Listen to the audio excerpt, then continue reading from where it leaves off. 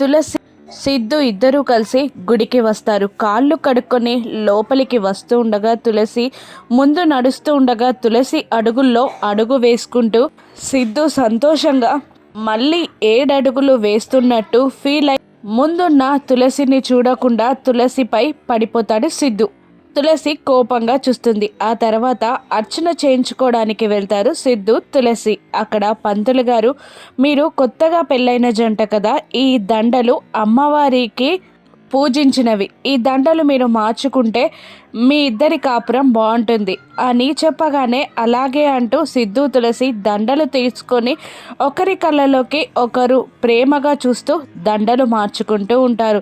మళ్ళీ తాళి కట్టినట్టు ఫీల్ అవుతూ ఉంటాడు సిద్ధు. అలా ప్రేమగా దండలు మార్చుకుంటారు.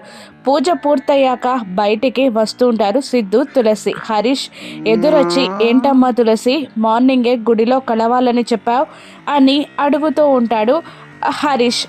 అన్నయ్య వదిన గుచ్చి చెప్పాలి అని అంటుండగా, మీ వదిన గుచ్చి నాకు ఇంకేం చెప్పకమ్మా అని కోపంగా అంటాడు హరీష్. అప్పుడు సిద్ధు, బావగారు మీరు తండ్రి కాబోతున్నారు, మా చెల్లి కీర్తి ప్రెగ్నెంట్ అని సిద్ధు చెప్పగానే హరీష్ సంతోషపడతాడు.